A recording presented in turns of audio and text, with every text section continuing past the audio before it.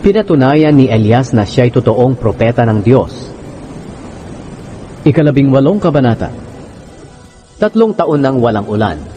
Isang araw, sinabi ng Panginoon kay Elias, "Humayo ka at makipagkita kay Ahab, dahil pauulanin ko na." Kaya pumunta si Elias kay Ahab. Malubha ang taggutom sa Samaria. Kaya ipinatawag ni Ahab si Obadias na siyang namamahala sa palasyo niya. Si Obadias ay lubos na gumagalang sa Panginoon. Nang pinapatay ni Jezebel ang mga propeta ng Panginoon, itinago ni Obadias ang 100 propeta sa 2 kuweba, 50 bawat kuweba, at binigyan niya sila ng pagkain at tubig doon. Sinabi ni Ahab kay Obadias, "Puntahan natin ang lahat ng bukal at lambak sa ating bansa. Baka sakaling makakita tayo ng mga damo para sa ating mga kabayo at mga mola, para hindi na natin sila kailangang katayin." Kaya naghati sila ng lugar kung saan sila pupunta. Agad silang pumunta sa kani-kanilang direksyon. Habang naglalakad si Obadias, nakasalubong niya si Elias. Nakilala niya si Elias, kaya yumukod siya bilang paggalang at sinabi, "Kayo po ba iyan, Ginoong Elias?" Sumagot si Elias, "Oo, ngayon humayo ka at sabihin mo sa iyong amo na si Ahab na nandito ako." Pero sinabi ni Obadias, "Huwag po ninyong ilagay sa panganib ang buhay ko kay Ahab, dahil wala naman akong nagawang kasalanan sa inyo. Nagsasabi po ako ng totoo sa presensya ng buhay na Panginoon na inyong Diyos, na walang bansa o kaharian na hindi padadalhan ng aking amo ng tao para hanapin kayo. Kapag sinasabi ng mga pinuno ng mga bansa at mga kaharian na wala kayo sa lugar nila, pinasusumpa pa sila ni Ahab na hindi talaga nila kayo nakita. At ngayon inuutusan niyo po ako na pumunta sa aking amo at sabihin sa kanya na nandito kayo. Paano kung sa sandaling pag-alis ko ay dalhin kayo ng Espiritu ng Panginoon sa lugar na hindi ko alam? Kapag dumating si Ahab dito na wala kayo, papatayin niya ako. Pero Ginoong Elias, mula pa sa pagkabata ko ay naglilingkod na ako sa Panginoon. Hindi niyo ba nabalitaan ang ginawa ko noong pinapatay ni Jezebel ang mga propeta ng Panginoon? Itinago ko ang 100 propeta ng Panginoon sa 2 kuweba, 50 sa bawat kuweba, at binigyan ko sila ng pagkain at tubig doon. At ngayon inuutusan ninyo akong pumunta sa aking amo at sabihin sa kanya na nandito kayo. Papatayin po niya ako." Sinabi ni Elias, "Sumusumpa ako sa buhay na Panginoong makapangyarihan na aking pinaglilingkuran, na makikipagkita ako kay Ahab sa araw na ito." Kaya pumunta si Obadias kay Ahab at sinabi sa kanya na naroon si Elias, at lumakad si Ahab para makipagkita kay Elias. Nang makita ni Ahab si Elias, sinabi niya, "Ikaw ba talaga iyan ang nanggugulos sa Israel?" Sumagot si Elias, "Hindi ako ang nanggugulo sa Israel, kundi ikaw at ang pamilya ng iyong ama. Dahil itinakwil ninyo ang mga utos ng Panginoon at sinamba ninyo ang Diyos-Diyosang si Baal. Ngayon, tipunin mo ang lahat ng mamamayan ng Israel para samahan nila ako sa bundok ng Carmel. At papuntahin mo rin ang 450 propeta ni Baal at ang 400 propeta ni Asherah na pinapakain ni Jezebel." Kaya tinipon ni Ahab ang lahat ng mamamayang Israelita at ang mga propeta sa bundok ng Carmel. Lumapit si Elias sa mga tao at sinabi, "Hanggang kailan pa ba kayo mag-aalinlangan? Kung ang Panginoon ang totoong Diyos, sundin ninyo siya. Pero kung si Baal ang totoong Diyos, sundin ninyo ito." Pero hindi sumagot ang mga tao. Sinabing muli ni Elias sa kanila, "Ako na lang ang natitira sa mga propeta ng Panginoon, pero si Baal ay may 450 propeta.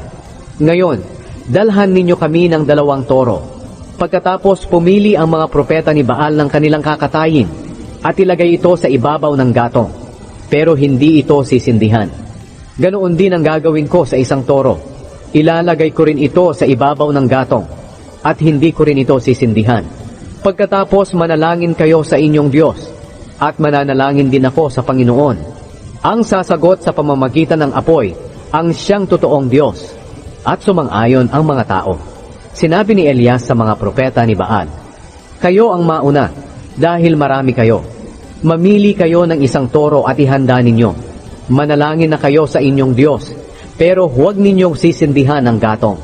Kaya kinuha ng mga propeta ni Baal ang toro na dinala sa kanila, at inihanda ito. Pagkatapos nanalangin sila kay Baal, mula umaga hanggang tanghali, Sumigaw sila, "O Baal, sagutin mo kami." Sumayaw-sayaw pa sila sa paligid ng altar na ginawa nila, pero walang sumagot. Nang tanghaling tapat na, ininsulto na sila ni Elias. Sabi niya, "Sige, lakasan niyo pa ang pagsigaw. Diyos naman siya.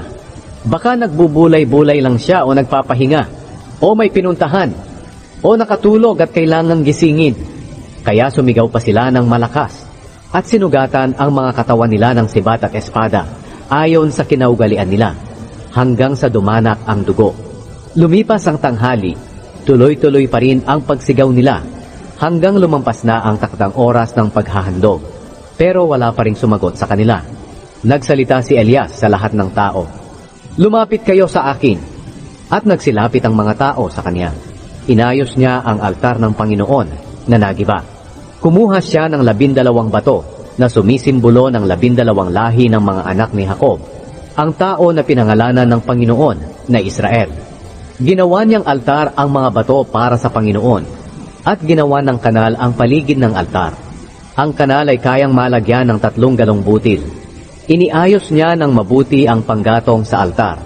Kinatay ang toro, at inilapag ito sa ibabaw ng gatong. Pagkatapos, sinabi niya sa mga tao, "Buhusan ninyo ng 4 na tapayang tubig ang handog at panggatong." Matapos nilang gawin ito, sinabi ni Elias, "Buhusan ninyo ulit." Pagkatapos nilang buhusan, sinabi ulit ni Elias, "Buhusan pa ninyo sa 2 pagkakataon." Sinunod nila ang sinabi ni Elias, at umagos ang tubig sa paligid ng altar at napuno ang kanal. Nang oras na ng paghahandog, lumapit si Propeta Elias sa altar at nanalangin. Sinabi niya, "Panginoon, Diyos ni Abraham, ni Isaac at ni Jacob, patunayan ninyo sa araw na ito na kayo ang Diyos ng Israel at ako ang inyong lingkod, at ginawa ko ang lahat ng ito ayon sa utos ninyo.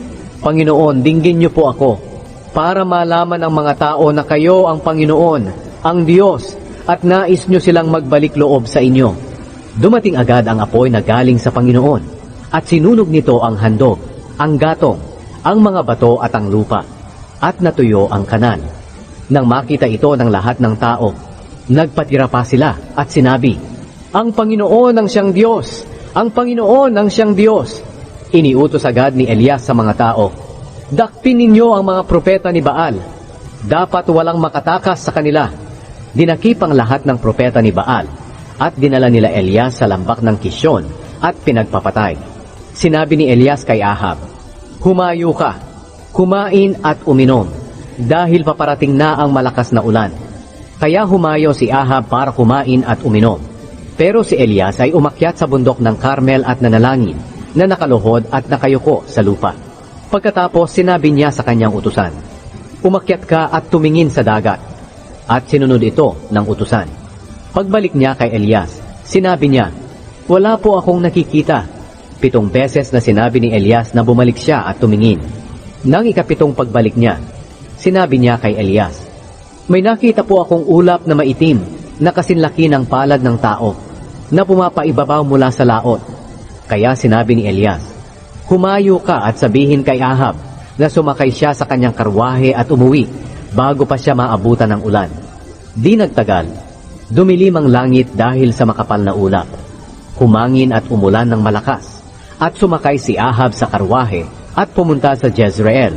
Pinalakas ng Panginoon si Elias. Ibinigkis niya sa baywang ang balabal niya at tumakbo, at nauna pa kay Ahab papunta sa Jezreel.